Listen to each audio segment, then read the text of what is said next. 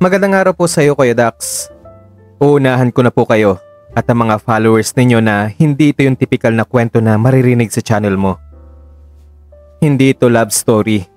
Isa itong maliit na suliranin na hanggang ngayon ay daladala ko at nang dahil sa maliit na suliranin na ito, madami akong naranasang rejection kaya habang tumatagal, lalong bumababa ang self-esteem ko. Pero bago po ang lahat ay itago nyo lang po ako sa pangalang Liam, 28 years old, taga Antipolo. Hindi ako flamboyant, pero masasabi ko namang hindi rin ako super discreet. Chill lang kumbaga. Kung tatanungin mo naman ako kung anong preference ko, hindi ko naman itatanggi na isa akong gay, pero hindi po ako yung cross-dresser. Sa unang tingin naman ay wala namang kakaiba sa akin. Marami din akong na-attract na lalaki. Lalo na sa dating apps o minsan kahit sa gym nga eh. Pero ang totoo, hindi ako nagtatagal sa kahit anong relasyon. Kasi Kuya Dax, sa maliit kong suliranin, sa totoo lang ayaw kong pag-usapan niyon. Pero kailangan ko nang harapin ngayon. Kasi naman Kuya Dax, hindi lang siya yung average lang na asin maliit. Ang sabi nga nila, underwhelming. Ilang beses na nga ako nakarinig na napapamura habang may moment kami ng kasama ko. Ilang beses ko nang nakita yung disappointment sa mata nila. Minsan kahit hindi nila sabihin ng diretso, kitang-kita ko sa mukha nila yung parang nangihinayang. Kasi mukha raw akong top material. Pero pagdating sa mismong moment, bigla silang nanlalamig. Ang sakit kaya nun Kuya Dax. Nung una iniisip ko baka one time lang yon. Baka hindi lang talaga sila para sa akin. Pero nung naging pattern na yon, nagiging paniniwala ko na ako talaga ang problema. May isa akong nakadate noon. Matagal kaming nagkausap. Akala ko okay na kasi emotionally connected kami. Pero noong naging kami na at dumating kami sa point na gusto na naming maging intimate, after first namin, hindi na siya nagparamdam pa. Nalaman ko na lang na nakablock na ako sa lahat ng social media niya. Pakiramdam ko, nagustuhan niya lang ako sa base sa itsura ko. Pero nung nakita niya na yung maliit na suliranin ko, ayun, gone with the wind na siya. Hindi ko may kakaila na naaapektuhan ako doon. Dati, confident naman ako dahil kahit papaano, may bubuga naman ako pagdating sa itsura.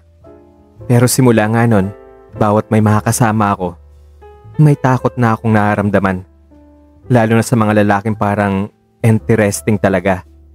Kasi kahit anong effort ko, pag nakita na nila yung alaga ko, parang nawawala lahat. Naging sobrang conscious ako sa bawat galaw ko. May mga panahon na may ka-date ako tapos pag na-feel ko na medyo papunta na kami sa main event, bigla akong nagdadahilan. Sasabihin kong pagod ako, may early call-out kinabukasan, minsan kunwari may family emergency. Lahat na yata ng klase ng palusot na gawa ko na. Takot ako na baka pag nakita nila, mag-disappear na naman sila. Kung minsan iniisip ko, ang hirap maging lalaki kapag ang sukatan ng pagkatao ay yung gaano kalaki ang kaya mong ibigay. Parang nawawala lahat ng effort mo kapag hindi umabot sa standards nila. May isang guy noon ako na halos 3 months ko nang nililigawan. May tsura at halatang may kaya sa buhay. Nakilala ko siya sa isang online forum tapos naging consistent ang usapan namin. Masarap siyang kausap at mukhang may substance naman. Nagsimula kami sa palitan ng mga kwento tungkol sa karir at kung paano namin nahalampasan ang stress sa trabaho namin hanggang sa naging mas personal, hanggang sa naging romantic na nga. Nung nagsimula na siya mag-open na gusto niya akong makita in person, ako pa yung nagpakita ng excitement. Pero pagdating sa mismong araw ng pagkikita namin, ilang beses ko siyang binibigo. As usual, Lahat ng dahilan na kaya kong isipin ay ginamit ko na. Kasi naiisip ko na baka pag nakita niya ako sa personal at kung humantong kami sa main event, baka maulit na naman yung sakit na naranasan ko dati. Naging ganun ako kapraning base sa mga naranasan ko. Umabot pa nga sa point na iniwasan ko ng mas maging close kami. Nagkaroon pa nga ako ng routine sa mga casual meets up namin. Laging madilim ang kwarto. Laging maiksi lang ang interaction. Hindi ako sumasama ng basta-basta. Ang pinaka-safe na paraan para hindi mabuko ay yung pigilan ng sarili na maging marupok. At kung papayag man ako, kailangan naka-off ang ilaw. Kailangan mabilis at wala nang tanong-tanong pa. Minsan nga parang ako pa yung demanding na parang gusto ko lang talaga ng mabilisan. Pero ang totoo ay natatakot talaga ako. Kasi baka pag nakita na nila, mawala na naman sila ng gana. At ang mas masakit pa nga Kuya Dax minsan kahit naka-off na yung ilaw at pag nakalimot na ako, may mga lalaking dinadana sa biro ang lahat. Alam mo yung mga tipo ng biro na, ay, may nawawala yata. O di kaya, ba't parang hindi pa tapos ma-develop ito? Hindi ko na mabilang kung ilang beses akong napangiti ng pilit habang gusto ko nang magbihis at umalis na lang. Ang sakit nun Kuya Dax. Pero sa kabila ng lahat ng pagtatago at pag-iwas, darating ka pa rin para sa punto na hindi mo na kayang itago habang buhay. Kaya nagkaroon din ako ng isang gabi na hindi ko inasahan. Isang gabing tinanggap ko kahit natatakot ako. At nauwi siya sa hiya at kalungkutan. Panahon na yun ng pandemya, lockdown ng buong mundo. Mga panahong lahat ng tao ay sabik sa kausap. Kahit online lang iyon. Nakilala ko siya sa isang discreet app. Ang profile niya simple lang. Faceless. Pero kitang katawan at matipunong build nito. At ang description niya lang, looking for companionship. Kaya na-curious ako at i-message ko siya. Magana naman siyang kausap at in fairness, para siyang breath of fresh air kumpara sa mga lalaking padalos-dalos at straight to the point ang habol. Naging consistent kami sa kwentuhan ng ilang linggo hanggang sa nag-decide kaming magkita nung malift na ang lockdown. Hindi ko alam kung bakit ako sa kanya pumayag.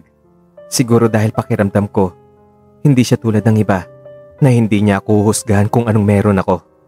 Kasi minsang natanong ko siya pero hindi ko naman siya dinirect to the point. Ang sabi niya lang sa akin ay, wala naman yun dun. Nasa performance yun. Gabi noon at umulan. Dumating ako sa unit niya. Mukhang pinaghandaan niya kasi amoy bagong linis ang kwarto niya. Maayos sa mga gamit sa kwarto niya. Nakasuot siya ng gray na sando at boxers lang. Nakatitig lang siya sa akin ng ilang segundo. Saka siyang ngumiti. Kuya Dax, kahit kinakabahan ako, hindi ko siya pinigilan. Sa unang pagkakataon, pinayagan ko ang sarili kong makalimot sa takot. Sinabi ko na lang sa sarili ko na baka ito na talaga yung taong tatanggap sa akin na kung anong meron ako. At nang nasa main event na nga kami, hindi siya nagsalita. Pero nagbagong hawak niya. Medyo lumuwag. Yung mata niya kanina ay punong-puno ng pagkasabik. Ngayon ay parang napalitan ng disappointment. Matagal siyang natahimik. At bigla naman ako ng lamig. Tapos yung mga sumunod na pangyayari. Pakiramdam ko parang napipilitan na lang siya. Parang ang tumatakbo na lang sa isip niya ay, ando na rin naman kami, pagtiyagaan na lang. At pagkatapos nga ng lahat ay tahimik lang kaming dalawa. Nagbihis ako kaagad. Bumangon sa higaan na hindi man lang niya ako pinigilan. Tapos nung nasa may pinto na ako, ang sabi niya lang ay, ingat ka sa pag-uwi ha. Paglabas ko ng unit niya ay hindi ko na mapigilang umiyak sa elevator. Ang sakit. Akala ko okay ng lahat. Pero bumalik ulit ako sa realidad. May standard silang hinahanap at hindi ako pasok doon. Simula nga noon ay hindi na kami nag-usap. Pero hanggang ngayon naaminin ko, dala ko pa rin ang alaala ng gabing yon kasi umasa ako na iba siya sa lahat. For the end times, Kuya Dax. Pagkatapos ng gabing yon, parang bumalik ako sa pagiging old version ng sarili ko. Isang tahimik, insecure, at laging iniingatan na mapalapit sa isang tao. Sa bawat pagbangon ko sa umaga, ramdam ko kagad yung bigat ng dinadala kong suliranin. Hindi dahil sa heartbreak, kundi dahil sa galit ko sa sarili ko. Galit na kahit anong ayos ko sa katawan ko, kahit ilang kilometro pa yung takbuhin ko sa treadmill, kahit ilang kilo pa yung buhatin ko sa gym, hindi pa rin yun yung parte ng katawan na pwedeng palakihin sa sipag at tiyaga lang. Dumating na nga ako sa punto ng buhay ko na nag-research sa internet ng mga posibleng solusyon, kuya. Una, tinype ko lang sa search bar yung how to make it bigger naturally. Lumitaw ang napakaraming resulta. Mga YouTube videos ng foreign vloggers, mga blog post na may title na Top 10 Home Remedies, at kung ano-ano pang may clickbait thumbnails. Pinagtiyagaan ko namang panuorin silang lahat, kahit yung may mga 420p lang na quality ng video at mga robotic voice-over, kahit yung obvious na scam. Naalala ko pa nga yung isang article na nagsasabing effective daw ang warm compress daily for 15 minutes. Gabi-gabi ko po yung ginawa. Pumunta pa ako sa Shopee at bumili ng small towel heater. Tuwang-tuwa pa ako kasi parang scientific daw ang dating. Pero after 3 weeks, wala namang nangyari. Sunod kong sinubukan na yung isang technique na parang stretching na may pattern. May kasamang oil. May guide sa timing. Akala ko simple lang. Pero minsan sumasakit na yung singit ko kakapampa at kakabasa ng forums. May isang guy sa Reddit na nag-post ng before and after pics niya na obviously Photoshop naman. Pero pinanghawakan ko pa rin kahit konti kasi gusto ko lang maniwala na kahit konting pag-asa ay magkameron ako. Dumating din sa point na nag-download ako ng mga enhancement apps. Yung mga may sound frequency daw na pang-growth. Sa gabi habang nakapikit ako, nakaplay lang yung audio wave sa headphone ko. 528 Hz to 936 Hz. Kung ano nung frequency. Para na akong baliw, Kuya Dax. Pero lahat talaga yung sinubukan ko. Pati nga mga pills, umabot na ako doon. Nag-order ako online. Wala namang FDA approval. Pero nagbabakasakali lang ako. Ininom ko yun na umabot ng 1 buwan. Ang napansin ko lang, mas madalas akong kinakabagan. Tapos parang lumalakas ang tibok ng puso ko kahit hindi naman ako kinakabahan. Hindi ko na yun itinuloy. Natakot na kasi ako na baka kakahanap ko ng solusyon. Masira naman yung kalusugan ko. Kuminsan pa nga inaabot ako ng 2:00 ng madaling araw. Nagbabrowse ng forums ng mga taong may parehas na problema. May ilan na nagsasabi raw na tinanggap sila ng mga partners nila. May ilan na nagpa-surgery. May ilan din naman na sobrang bitter na sinasabi na wala talagang pag-asa kung maliit. At doon ako pinakatinamaan kasi parang sinasabi nilang kahit anong effort ko, kung kulang sa sukat, kulang na sa lahat. Ngayon namang panahon ng social media, Kuya Dax, hindi mo na kailangan ng kaibigan para makuha ang opinyon. Isang research lang, libo-libong advice ang lalabas. Akala ko noon yun ang makakatulong sa akin. Pero habang tumatagal, doon ko lalo nare-realize na hindi lahat ng advice ay para sa lahat. Minsan nakakatulong, pero kadalasan, lalo ka lang malilito. Sa TikTok naman, ang daming gurong nagsasabi ng kung ano-ano. Gumamit daw ng ganitong oil, gawin ng ganitong exercise sa shower, kainin daw ang ganitong prutas. Ganitong oras mo daw gawin yung me time mo. Umiwas sa kape, uminom ng ganitong vitamins. May mga nagsasabi pang ang mindset lang ang solusyon. habang yung iba naman ay sobrang prangka.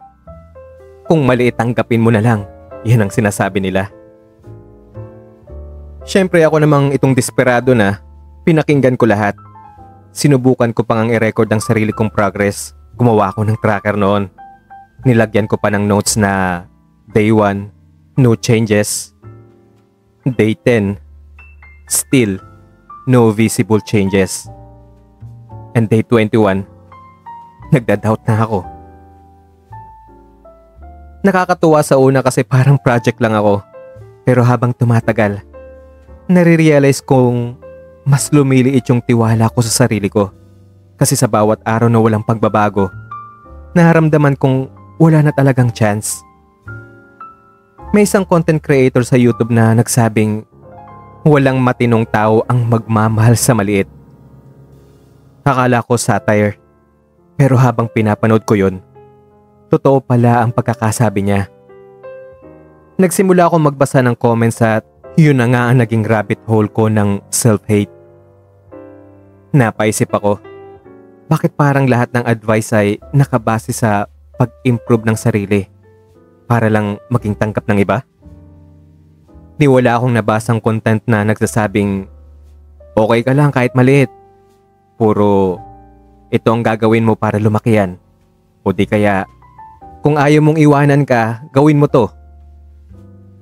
Parang ang kabuuan ng katawan ko ay problema na dapat ayusin para maging karapat-dapat mahalin. Sinubukan ko rin magtanong anonymously sa mga online forums. Nag-post ako sa isang local group. Tinago kong identity ko. Tapos nagtanong lang ako na, guys, may advice ba kayo sa isang gaya kong maliit? Honest answers lang po. May mga sumagot naman ng maayos. May empathy, may sense. Pero yung iba, Kuya Dax, grabe. May nag-comment na, tanggapin mo na lang na hindi ka sapat. Do something else. May isa pang nagsabi na, subukan mong mag-backdoor na lang kung hindi ka top honorable mention. Ikaw na lang ang mag-adjust. At may mga memes replies na literal na nagtatawanan sa tanong ko. Hindi ko alam kung maiiyak ako o matatawa sa sarili ko. Pero sa gitna ng mga toxic comments, may ilang mensahe na nagmarka sa akin. May isang anonymous user na nagsabi na hindi lahat ng tao ay tumitingin sa sukat. May mga taong ang hanap ay masayang kasama. Comfort, honesty. Huwag mong i-reduce ang sarili mo sa isang parte lang ng katawan mo. Ang linya na yon ang pinanghawakan ko ng ilang linggo. Kahit hindi ko siya kilala, parang yung sinabi niya ay nagbigay ng konting pag-asa sa akin. Kahit hindi ko naman sigurado kung totoong tao siya o kung sinadyang sabihin niya lang yon para makagaan ang loob ko. Pero Kuya Dax, minsan yun lang talaga ang kailangan. Isang mensaheng hindi nagtulak sa'yo na magbago, kundi nagsabing walang kulang sa'yo. Kuya Dax, hindi ko ito isinulat para magpaawa.